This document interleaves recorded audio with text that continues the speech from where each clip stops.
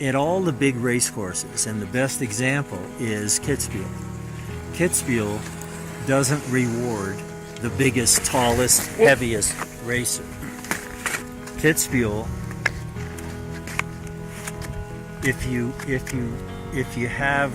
if you're really big and bulky, you go with more speed off a steep across the flat. But every time you turn, you have to use more edge. So all the big race courses in the world even out. So it doesn't matter how tall you are, how much you weigh. When we were training for the U.S. ski team, you know how you have a group and you pick two teams and two captains. You're the last pick. It was always the last one to be picked. But even worse than that, when they got to me, they would say, all right, you take Kid. And they would say, oh no, we had him last time. You have to have him this time. Because I didn't care about who won the basketball game or the soccer game or the volleyball game. All I wanted to do was be the best skier in the world. And then I noticed that Karl Schranz and Jean-Claude Keely seldom fell down. So what did they do where they could win races but not fall down? Well, if you're a ski racer, you don't win the ski race because you're the fastest through the most difficult part of the course. That's where you lose the race. You're fastest if you use full concentration on the flats. I didn't want to be here all the time. I wanted to see Japan and Australia and Antarctica and Iran and the pyramids in Egypt, and I could do that through skiing. And whether it was ski racing or training or coaching or whatever it was, skiing has taken me all over the world. And the good thing for me is that I can decide where I want to go. And what I think most of us on the planet want to do is to find something that's enjoyable, but also satisfying, where you help somebody else out. These kids that you just saw here, you know, from England and from Alaska, and it's such a treat to have those kids learn how to ski better and dream about going to the Olympics.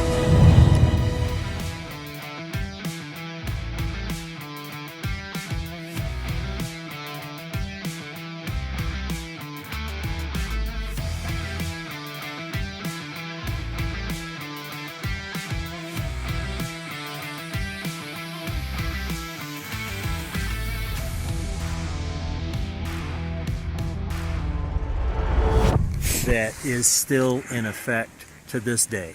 The racers now are skiing the same way we were skiing in the 60s.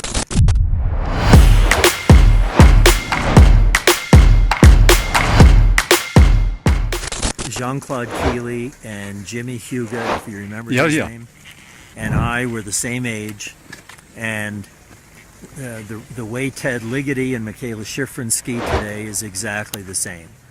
You've got different skis that make it easier to hold on the ice and make sharper turns without skidding, but the technique is the same. And if you transition from a racer to a ex-racer, you want to be able to ski like a racer, because racers don't want to fall down. And so if you watch the Olympic skiers during the Olympics now, and you pay attention to the way they stand in the starting gate, plant the pole, make round, smooth turns on their outside ski, it's the same thing that we were doing in the 60s, to be able to hold on the ice with wooden skis and make the ski just slice right around or carve the turns. Franz Klammer, in an interview, he says that the skiers in the downhill today have to have pylons for legs. He said it's a different game than it was when he was doing it. He's relatively average size, would you say, or even a little thinner than average? Yeah, but the thing is, you see a lot of the racers much bigger, taller, weighing a lot more nowadays than they did when Keely and I were racing. which was the generation before Franz Klammer. But at all the big race courses, and the best example is Kitzbühel. Kitzbühel doesn't reward the biggest, tallest, heaviest racer.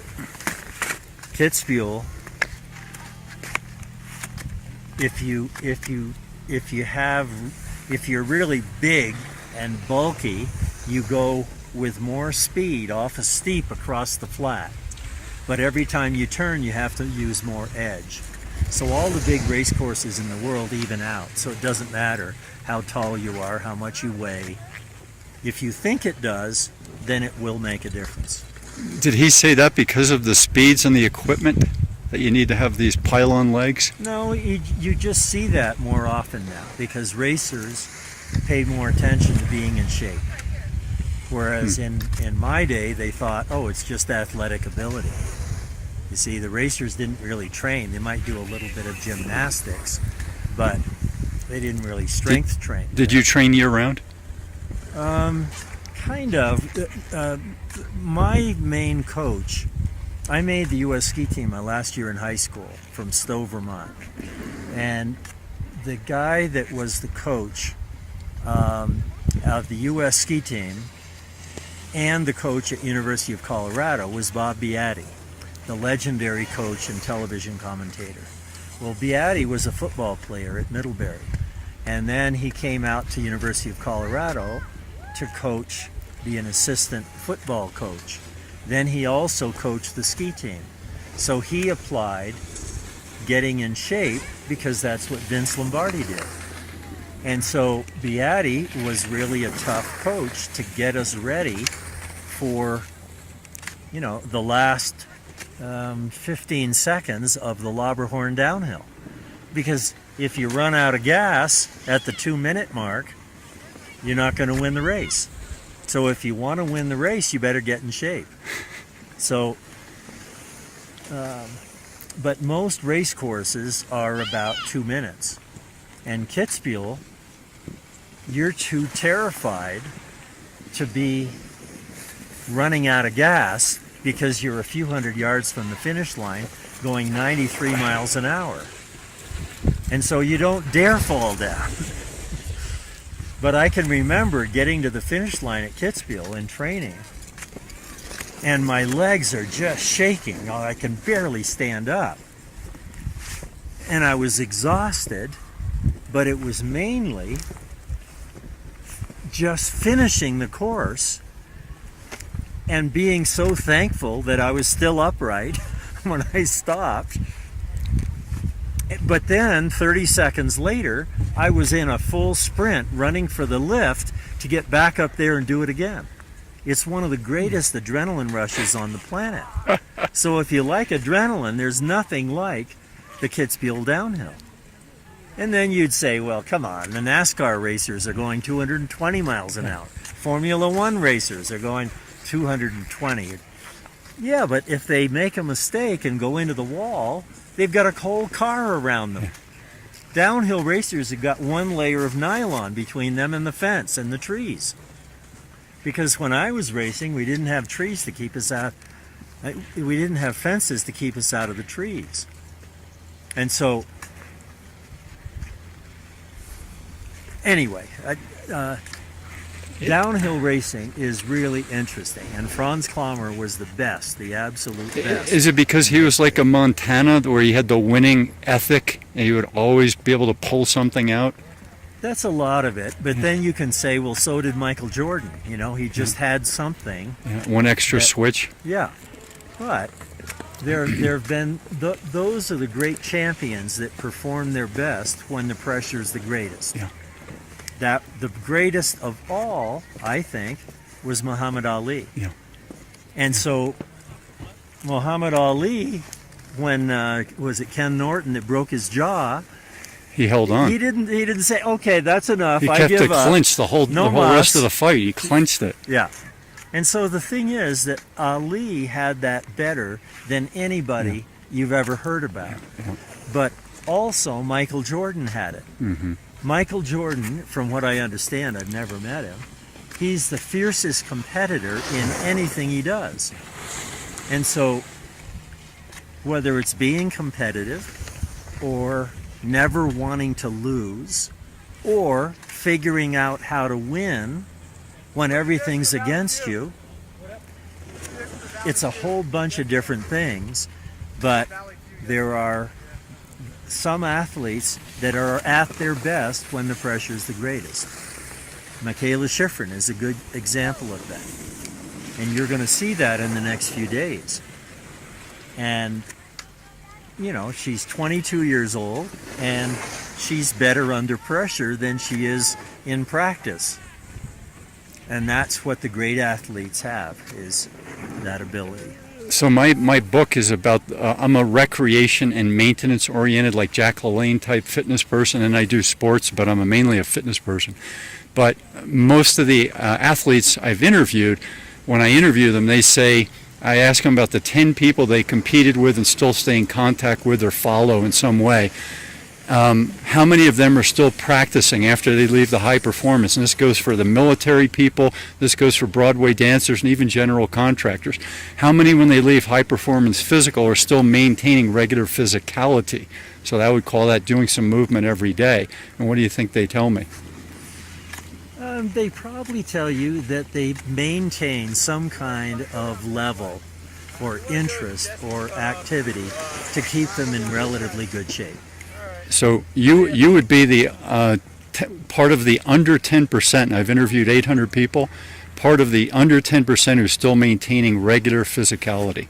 The 90% or more, when they go from excessive elite athlete to excessive supermom, or excessive owning a restaurant working 16 hours a day, or excessive couch potato. So that's what my research is, and I'm trying to bring awareness so the coaches can tell these people in high school and college, hey, there's a thing called yoga, there's a thing called tennis, they're recreational things. So it's not just this forced high performance coaching that we want you to walk away with. We want you to walk away as balanced people, basically. Yeah, and it's interesting because athletes are individuals. There have been great football players who, when they stop playing football, they balloon up. They balloon up, yeah. Right.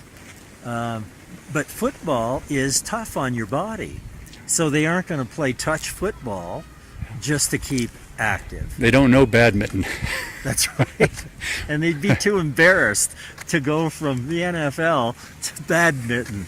So, but the thing is that I am not that active. I am not, crazy about staying in shape.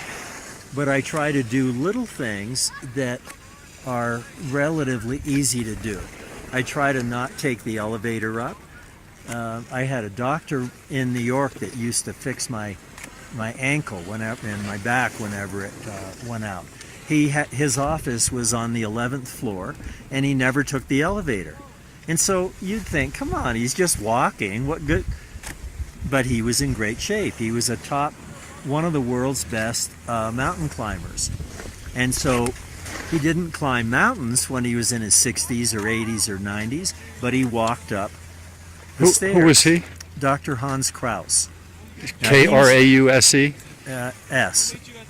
And he was kind of the father of sports medicine, and he would be interesting for you to take a look at. Is he passed on? Yeah. But he wrote several books. He was JFK's back doctor. He was a top climber, mainly rock climber, from Germany, and set some of the records for climbing in the Schwandunks outside of New York City, and in Europe, and Yosemite and so forth in his early days. But he realized the value of your mind when you're trying to do anything at the highest level. I am not a good athlete at all, but I was very analytical, and I used to study film frame by frame of the best skiers in the world. Buddy Warner from Steamboat Springs. I had pictures of him on my wall. I wanted to ski like Buddy Warner because he is still, to this day, the only American who has ever won the Honeycomb downhill. And when Buddy Warner could beat the Europeans on their own turf, winning the Lauberhorn and the Honeycomb and all of these great legendary downhill race courses, and then slaloms also, I wanted to see what he did.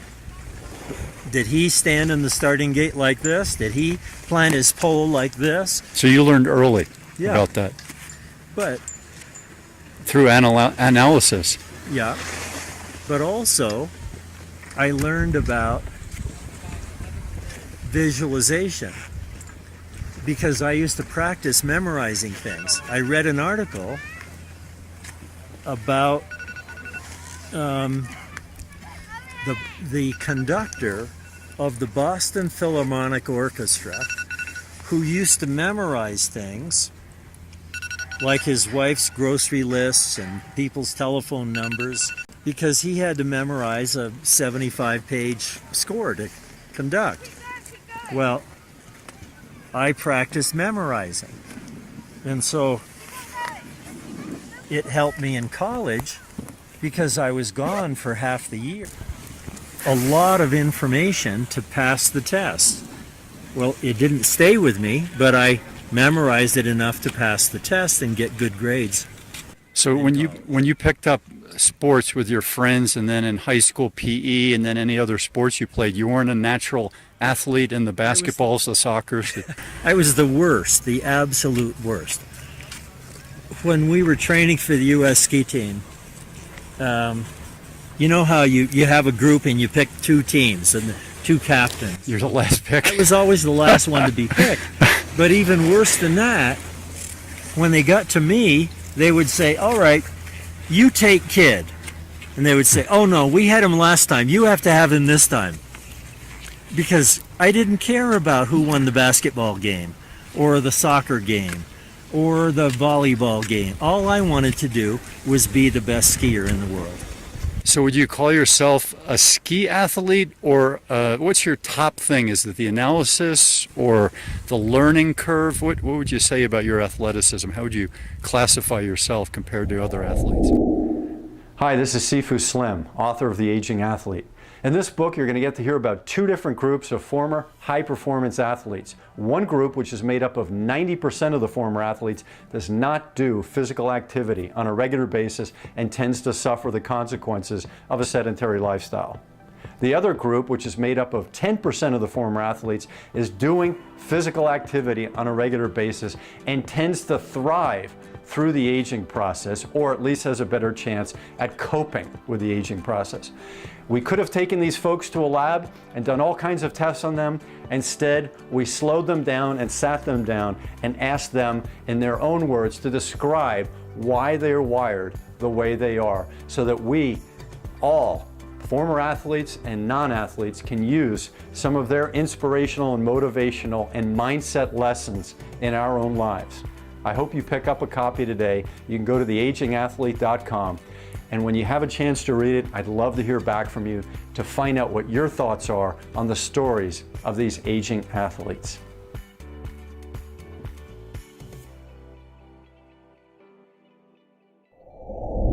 I wouldn't classify it in a word or two, but my dad introduced me to skiing. He was a scratch golfer, and I love everything about golf except hitting the ball into the trees. And I like adrenaline. And so golf was something that I was going to learn later on. I caddied to make money, but I just didn't get excited about golf or fly fishing or whatever. I liked motorcycles and Porsches, and I liked adrenaline. But I absolutely loved skiing. I grew up in Burlington, Vermont, and my dad started me on the golf course when I was 5. And when I was, I don't know, maybe 8 or 10 or so, I made a little ski rack for my bicycle. And then I wrapped rope around the wheels so that I could ride it through the snow, like tire chains. And I would ride, there was a ski area, not a ski area, but a slope that had a ski jump for the University of Vermont in Burlington, about a mile from the house. And I would ride up there after school, and I would climb up and down, no lift, and pack it down and make jumps, and then cut the trees, the little saplings, to make slalom poles, and go off the jump, and I'd be up there, and then I'd realize, oh, it's dark. Oh, it's been dark for about an hour, and I didn't notice because I just loved every bit of it. Yeah. Absolutely loved it. Yeah, fantastic. And then my dad moved the family to. I started racing when I was 12, and within a couple races, I was pretty good. So my dad moved the family to Stowe, so that I would have a chance to pursue my dreams of. What a guy, huh? Oh yeah, but he loved skiing, and my mom went along with it, which was amazing. She didn't ski. Parents moving for a sport, and at that time of history, it sounds like a very rare situation. I think it was. It was like 1957, and you know, it wasn't like the rewards were so great in sport. So you send your kids to gymnastics camp or swimming camp, or you know, move the family to Steamboat because it produces all these Olympians. But it was, you know, I was just so lucky because the whole town was so supportive of skiing and ski racing. There had been Olympians that had come out of Stowe, and this is far more information than you want or need. My high school ski coach in Stowe, Vermont, didn't ski, but he could drive the car and make the you know, the transportation plans. He got you to where you needed to go. But he also taught physics in high school. That was good. You see, and so I was curious about the physics of how to make a turn and how to get the ski bent to rebound so that you could come out of a turn faster than you went into it. And, you know, that stuff fascinated me. And then I found that I could win races if I studied how the skis worked and how I could analyze a course. So instead of going full speed all the time until I fell down and hope that it was past the finish line, that I could analyze the fastest way. Now, were you a racer? In what? In skiing? Well, I loved daredevil stuff. Did you mention that about you? The adrenaline rush and daredevil. I used to jump off. I grew up in New Jersey, so I used to jump off the barn. Anytime somebody had something daring to do, I was the one who said yes. Yeah, I would do that too. And then I spent too much time in the hospital doing it in downhill racing. And so I learned how to, and when I say I learned, I watched other people and they'd figured it out. There was a guy that went to Dartmouth and then went to Harvard Business School and then built Waterville Valley ski area. His name was Tom Corcoran. He seldom fell down. And then I noticed that Karl Schranz and Jean-Claude Keely seldom fell down. So what did they do where they could win races but not fall down? Well, if you're a ski racer, you don't win the ski race because you're the fastest through the most difficult part of the course. That's where you lose the race. You're fastest if you use full concentration on the flats right here, because the other racers, they're thinking, I made it all the way down to the difficult part, now I can rest. Keely was always the fastest in the last 3 or 4 gates because they're always on the flat. You don't you don't, what, you lose the race in the last 3 or 4 gates when you're thinking about what you're going to say in the finish line interview or where you're going to put your trophy. So Keeley would instead concentrate on those last 3 or 4 gates. And you can make 2 or 3 tenths of a second right in the last few gates if you treat them like the most important part of the course. So in other words, these are decisions that you make. Linus, Oh, hey, Billy. how are you guys doing? Good. Hey, how are the future Olympians doing? They're doing fabulous. Excellent. We were just talking about tomorrow's big race and making a strategy. Excellent. You know who's the best at strategy? Linus Vaitkus. Because when he was in the Olympics racing downhill, he was the best one at figuring out the race course and figuring out how to win. Owen, are you related to Ted Ligety? He stands just like that. That is great to see you standing there just like Linus and Ted Ligety. And how are you guys doing? Alex and Fiona are skiing great today. They're Good. trying to make some big improvements to pole planning, disciplining their upper body, keeping their Excellent. hands out. Excellent. Fiona is from Alaska, and Alex is from London, and Owen is from London also. And Linus is from Lithuania. He grew up here in Steamboat, but his dad was Lithuanian, so he could race in the Olympics for Lithuania. How's that? What is that? That's just south of where you live. Do you have a website, Linus? I don't. How does one get a hold of you? I'm the author of The Aging Athlete, so it's about athletes in different decades of their life and how they pursue wellness and physicality throughout the time here on this planet. Oh, good. That's an interesting topic. Well, I'll give you my business card and you can Yeah. put an email on there. Fantastic. Linus is a builder. He builds some of the fanciest houses in the valley here, and applies that same attention to detail and focus. And Thanks, so Linus. forth that we were just talking about. Yeah, well, it's an interesting subject. I've always tried to pay attention to my fellow guys that I raced in the Olympics with, and what are they doing now? What kind of condition are they in? Here's a big question I have for you. You're recently out of competition. Not recently. I've been out for. I was just telling these guys it was the downhill combine that was yesterday in Korea. I raced in that event 20 years ago. Wow. Oh, you look good. Here's a big question I've asked a good number of people, and I've been interested to hear the response. Is it more important to win the big race or have a well life? Oh boy. Well, I mean that's a good question. That's a big question.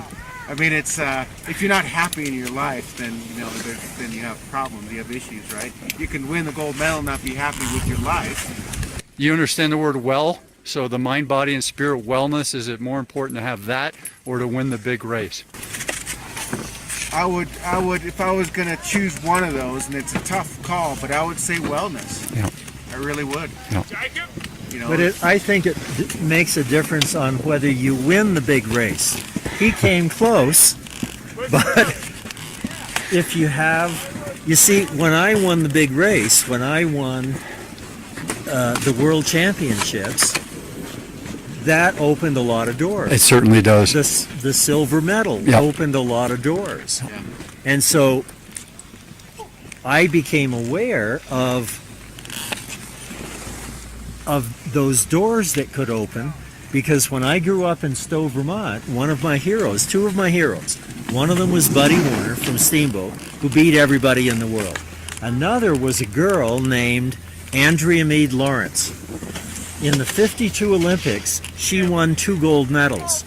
She won her second gold medal, even though she came down the race course, fell down, climbed back up, went through the gate, and still beat everybody in the world. I noticed she was the fiercest competitor I'd ever seen, and she was a girl. But it opened up doors when she was on the cover of Time magazine. And so the thing is that, of course, I want to live the rest of my life doing what I love best, and here I am doing it. So is he. We're both so lucky. We live in Steamboat. We go skiing every day. We get to ski with future Olympians like this. We are so lucky. But you know, Mark Spitz, when he won 8 gold medals, I don't think he went out and went swimming every day back and forth for the fun of it. He was interested in the competition part of it. But we've grown up in an environment, life doesn't get much better than living in Steamboat Springs, Colorado, skiing in all over the world, and when you finish your skiing in New Zealand and Australia, like we have, you do your après skiing in Fiji, Tahiti, and Bora Bora. So it's a pretty good life. Wonderful. That's a good way to end. I appreciate your time, folks. And it's probably one and in the same wellness. You know, the person that's going to win the gold medal probably has wellness as well. Mind, body, spirit is in balance, you know, to be able to perform in that type of scenario. I was in Austria, Kitzbühel all summer, and the difference between what I see in America and France even, where these 70 and 80-year-olds might have said, hey, I was a kid once, now I'm a grandfather, and now I'm going to take it easy. In Austria, I was getting passed by 78-year-olds on mountain bikes. So it was very different for me to reflect on their attitude towards wellness and going for it, like chopping down. They have wood piles as long as this building right here, all organized, all perfectly flat and level, and they take things to a different level than many countries I've been to. Right. Now you see, you guys, after you get your gold medals, are you just going to go sit on the couch and say, oh, I'm tired, I think I'll sit here the rest of my life watching television? Would you rather be out doing things? You like movement? You like running around? She lives in Alaska, so she's out doing things all the time. Fishing? Mm-hmm. But travel is really fascinating. When I was in high school, I came out to Colorado for the National Junior Championships, and we had 5 sunny days in a row. I thought, wow, this is a new world record. I grew up in New England. You don't have 5 sunny days in a row. Then I found out that Colorado has lots of sunny days in a row, and knew that I wanted to live here. But I didn't want to be here all the time. I wanted to see Japan and Australia and Antarctica and Iran and the pyramids in Egypt, and I could do that through skiing. And whether it was ski racing or training or coaching or whatever it was, skiing has taken me all over the world. And the good thing for me is that I can decide where I want to go. The U.S. ski team didn't send me to Australia. I wanted to go to Australia because I'd heard so much about it. And I got the U.S. ski team to send me there for ski racing and training. And so I always wanted to make my own decisions about where I lived, how I spent my time, and fortunately, in the world of skiing, there are lots of opportunities and variety. It's been growing by leaps and bounds since you began. The amount of people skiing and the amount of ski tourism and the equipment and the apparel, it's gone ballistic. I mean, you have NFL jerseys, but people don't necessarily do NFL things. But ski people buy the stuff and then they go out and they get on the slopes. Yeah. And, you know, I love, when I was racing, part of the reason that I was a good racer was because I analyzed technique and then how to get my best performance when it counted the most in the Olympics, not the last day of practice or 2 weeks after the Olympics. But then I also loved ski equipment, and I changed the design of my skis or my boots or my gloves with padding on them, whatever, because I loved the technical part of equipment design. And you were tinkering constantly, huh? Yeah. And so when I stood in the starting gate at the Olympics, I knew my skis were in better shape than anybody else that I was racing against, even though they had specialists that would tune their skis or design the skis this way or whatever. I loved the equipment design. And so when I retired from ski racing, I joined Hart Ski Company and had some of the first carbon fiber skis. I had no-fog goggles and a number of these things. My ski boots were far ahead of their time because I wanted boots that were canted, that had adjustable forward lean, adjustable forward flex, and these boots are in the Colorado Ski Museum. Because nowadays all the boots, even beginner boots, have adjustable forward lean and cant and flex. But those were the first boots that had that. So I loved all the variety of choices on what I could do after I stopped ski racing. And so I found that I liked the clothing. So I had a line of Billy Kid clothes. I love telling people about what it's like racing the Kitzbühel downhill, the Honeycomb downhill, or why the travel to ski in Australia and ski through the backyards in Wengen, Switzerland during the Lauberhorn, where you smell the fires of the houses in Wengen, Switzerland. Sensory perception. Yeah. And then when you're in Australia, you ski through a eucalyptus forest. It smells completely different, but it's fascinating. So all of these things were really appealing to me, but what I found that I loved to do the most was help people ski better. So I do this free clinic at 1 o'clock in Steamboat, telling people how they can improve their skiing by watching the Olympics on television. And if they just want to sit there on the couch, here's what you can watch, here's what you can think about, so that when you go skiing the next time, you're going to ski better because you watch Ted Ligety and Michaela Schifrin and Lindsey Vonn. And so to be able to ski down with people for a half an hour and watch them change their ski technique to where they don't fall down as much, they don't use as much energy. Efficient skiing. Yeah. This is so satisfying. And what I think most of us on the planet want to do is to find something that's enjoyable, but also satisfying where you help somebody else out. These kids that you just saw here, you know, from England and from Alaska, and it's such a treat to have those kids learn how to ski better and dream about going to the Olympics.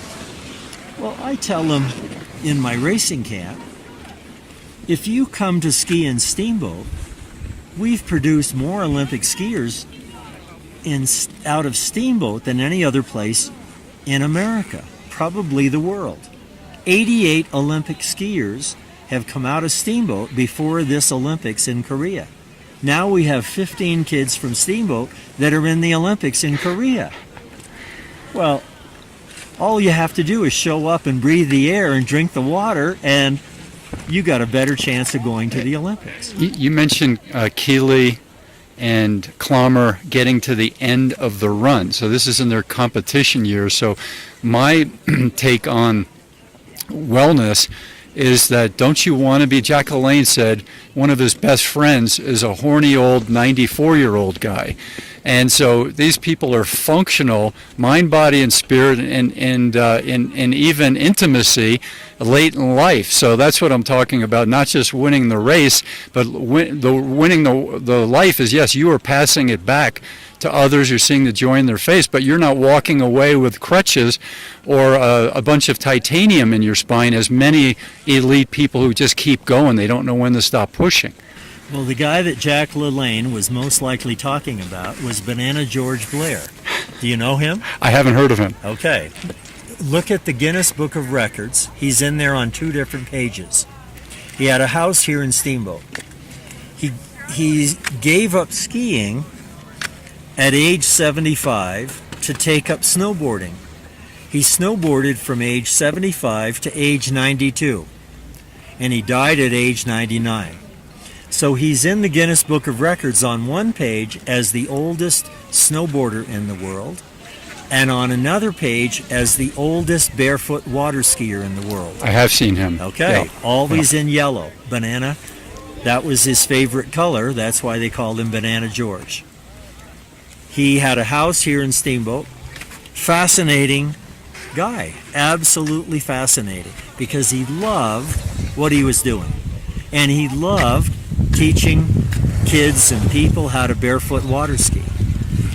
When I visited him in Florida with my family, he taught my 3 kids and me how to barefoot water ski. He just loves teaching people how to barefoot water ski. Well, most people, come on, barefoot water skiing, I'm not crazy. You take the worst falls. So Banana George invented this system to teach barefoot water skiing. In his boat, from the center of the boat, he's got this The boom? a boom Yeah. bolted to the floor that comes over his head and comes right out here. Then he's got a boom right in front, so that you sit in this little rope harness, and then you hold on to the bar, and now he drives the boat. And when he gets to the right speed, he says, okay, put your feet in the water. Okay, now lean forward and stand up slightly and slowly. And within 60 seconds, you have become a barefoot water skier. That is satisfaction. That's how I learned to slalom ski, was on a boom. All right. And so the thing is that I love Banana George. He's one of my favorite people on the planet because he did something that he loved to do, and then he improved other people's ability to do it and appreciate what barefoot water skiing and snowboarding are. Fantastic. Mucho gusto, muchas gracias, caballero. So we will see you perhaps mañana. Thank you for bestowing me with those lessons, those gems of wisdom, and your happiness. That's the most important part. Well, it's a pleasure. It's a pleasure talking to you because you have an understanding and an appreciation of competition, and then what happens after. And if you own a bar, that's fine, but you don't want to be a bar potato or barfly in your own bar 15 hours a day. You got to be a little bit like Jack LaLanne and other people who pursued wellness with a little bit of vigor, or Jack LaLanne's case, a lot of vigor, and then you get to an old place and your brain still works and your stress is low, and what a blessing. yeah, and Banana George and Jack LaLanne were good friends, and they're 2 very impressive people, and we all hope that we can be like them when we get a little older. There you go. Thank you so much, brother. All right, a pleasure. Hope to see you tomorrow. All right, nice to see you. All right, I have a phone call that I've got coming. Yeah, keep it smooth. I love the smoothness. All right, good. Thanks. Take care now.